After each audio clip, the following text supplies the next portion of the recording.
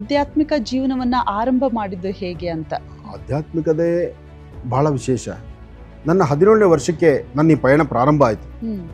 ಸಂಧ್ಯಾ ವಂದನೆಯಿಂದ ಪ್ರಾರಂಭವಾದದ್ದು ವೇದ ಮಂತ್ರಗಳು, ಜ್ಯೋತಿಷಶಾಸ್ತ್ರ, ತರ್ಕಶಾಸ್ತ್ರ, ಆಗಮಶಾಸ್ತ್ರ, ಶೈವಾಗಮ, ಪ್ರವೀಣ ಮತ್ತು ಹೀಗೆ ನಮ್ಮ ಘನ ಸರ್ಕಾರ ನಡೆಸ್ತಕ್ಕಂತಹ ವಿದ್ವತ್ತು, ಘನ ಸರ್ಕಾರದಲ್ಲಿ ಆಗುವಂತಹ ಧಾರ್ಮಿಕ ಪರಿಷತ್ತಲ್ಲಿ ಧಾರ್ಮಿಕ ಒಂದು ಕೇಂದ್ರಗಳಿಗೆ ಬೇಕಾಗಿರ್ತಕ್ಕಂತಹ ಪ್ರವೀಣ ಮತ್ತು ಪ್ರವರ ಎರಡನ್ನೂ ಸಹಿತ ನಾನು ಪಾಸ್ ಮಾಡ್ಕೊಂಡಿದ್ದೇನೆ. ಮತ್ತು ಇದಲ್ಲದಿರ ತಂತ್ರಸಾರ ಪ್ರಕಾರ ನಂದು ಅಥರ್ವಣದಲ್ಲೂ ಸಹಿತ ಒಂದಷ್ಟು ಪ್ರಯೋಗಗಳನ್ನು ಕೇರಳ ಗುರುಗಳಿಂದ ಅವರ ಆಶೀರ್ವಾದದೊಂದಿಗೆ ನಾನು ಕಲ್ತಿದ್ದೇನೆ. ಇವತ್ತು ಆನಂದ್ ಗುರುಜಿ ಎಲ್ಲಿಂದನಾದರೂ ವ್ಯಕ್ತಿ ಹಲೋ ಅಂದರೆ ಆತನ ಸ್ವರವನ್ನು ಆಲಿಸಿದ್ರೆ ಆತನ ದೇಹದಲ್ಲಿರ್ತಕ್ಕಂಥ ಹುಟ್ಟು ಮಚ್ಚೆಗಳನ್ನು ಹೇಳುವಂಥ ಕಲೆ ಆನಂದ್ ಗುರುಜಿದು ಅಂತ ಅದು ಇಡೀ ರಾಜ್ಯ ಹೇಳುತ್ತೆ. ಆನಂದ್ ಗುರುಜಿ ಹೇಳಬೇಕಾದ್ದಿಲ್ಲ, ಇಡೀ ರಾಜ್ಯ ಹೇಳುತ್ತೆ. ಇನ್ನು ಎರಡನೆಯದು ಚಕ್ಷುರ್ಮತಿ, ಕಣ್ಣಿನ ರೇಖೆಗಳನ್ನು ನೋಡಿ ಹೇಳುವಂಥ ಕಲೆ ಅದು ಆನಂದ್ ಗುರುಜಿದು. ಇದನ್ನು ಯಾರೂ ಕಾಪಿ ಮಾಡ್ಲಿಕ್ಕೆ ಆಗಲ್ಲ. ಬಹುಶಃ ಎಲ್ಲರೂ ಅದೇನು ಹೇಳ್ತಾರಲ್ಲ ಪೇಟೆಂಟ್ ಮಾಡ್ಕೊಳ್ಳುವಂಥದ್ದು, ಆ ಥರ ಪೇಟೆಂಟ್ ಮಾಡ್ಕೊಳ್ಳೋ ಅವಶ್ಯಕತೆ ಇಲ್ಲ. ಯಾಕೆಂದ್ರೆ ಇನ್ನೊಬ್ರು ಇದಕ್ಕಿಲ್ಲ ಪ್ರತಿ. ಯಾಕೆಂದ್ರೆ ಇಂತಹ ಒಂದು ಅದ್ಭುತವಾದಂಥ ವಿದ್ಯೆ ಇದು ನಮ್ಮ ತಾತ ಅವರು ಕೊಟ್ಟ ಭಿಕ್ಷೆ. ಅದರಿಂದ ಸ್ವರಜ್ಯೋತಿಷ್ಯ, ಚಕ್ಷುರ್ಮತಿ ಇದು ನನ್ನ ಸ್ವಂತ.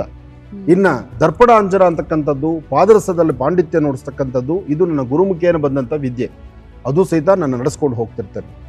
ಇನ್ನು ಈ ಜರ್ನಿ ನಾನು ಬರಬೇಕಾದ್ರೆ 17 ವರ್ಷಕ್ಕೆ ಈ ಪ್ರೊಫೆಷನ್ಗೆ ಬಂದೆ. ಎಲ್ಲ ಥರ ಕೆಲಸಗಳನ್ನು ಮಾಡಿದ್ದೇನೆ.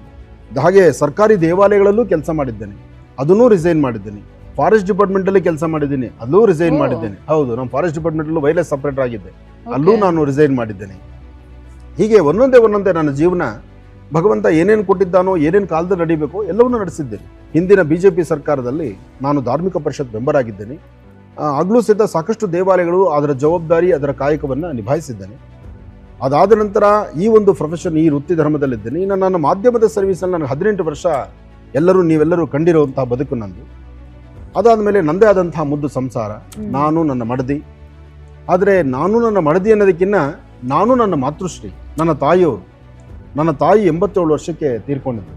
ಅವರು 3 ತಿಂಗಳಷ್ಟೇ ನಾನು ಅವ್ರನ್ನ ಎಲ್ಲೂ ಕರ್ಕೊಂಡು ಓಡಾಡಿಸಿಲ್ಲ. ಅಲ್ಲಿವರೆಗೂ ನಾನು ಎಲ್ಲೇ ಓಡಾಡಿಸ್ಬೇಕು ಎಲ್ಲ ಕಡೆ ಓಡಾಡಿಸ್ಕೊಂಡು ಬಂದಿದ್ದೀನಿ. ಎಲ್ಲಿ ಹೋದರೂ ನಮ್ಮ ತಾಯಿಯವರ ಜೊತೆ ನನಗೆ. ಒಂದು ಕಡೆ ತಾಯಿ, ಒಂದು ಕಡೆ ಹೆಂಡತಿ, ಜೊತೆಗೆ ನನ್ನ ಮಕ್ಕಳು. ಇವತ್ತಿಗೂ ಆನಂದ್ ಗುರುಜಿ ಮೇಲೆ ಭಕ್ತರು ಹೇಳುವಂಥದ್ದು ಏನಂದರೆ, ಆನಂದ್ ಗುರುಜಿ ಫ್ಯಾಮಿಲಿ ಮ್ಯಾಟ್ರಲ್ಲಿ ಯಾವತ್ತೂ ಆ ಕಡೆ ಅಲ್ಲ, ಜೊತೆಗೆ ಎಲ್ಲೋದ್ರೂ ಫ್ಯಾಮಿಲಿ ಪ್ಯಾಕೇಜ್ ಇರೋದು. ಹೌದೌದು. ನಾನು ಬಂದರೆ ನಾನು, ನನ್ನ ಹೆಂಡತಿ, ಮಕ್ಕಳು ಎಲ್ಲರೂ ಸೇರೇ ಬರ್ತೀವಿ. ಪೂಜೆ ಕೂತ್ಕೊಳ್ಳೋದಾದ್ರೂ ನೀವು ಕುಟುಂಬ ಸಮೇತರಾಗಿ ಕೂತ್ಕೊಳ್ಳೋದು.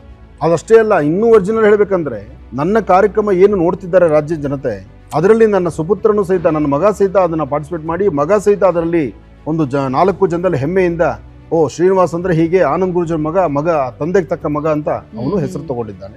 ಅದಕ್ಕೆ ತತ್ಪ್ರಮಾಣವಾಗಿ ಈಗ ಮಗಳು ಸಹಿತ ನನ್ನ ಜೊತೆಲಿದ್ದಾಳೆ. ಮಗಳು ಸಹಿತ ಅದನ್ನೇ ಆ ನಿಲುವಲ್ಲೇ ಅವಳು ಇದ್ದಾಳೆ. ಹೀಗೆ ಎಲ್ಲವೂ ಸಹಿತ ಬಹಳ ಅರ್ಥಗರ್ಭಿತವಾಗಿದೆ.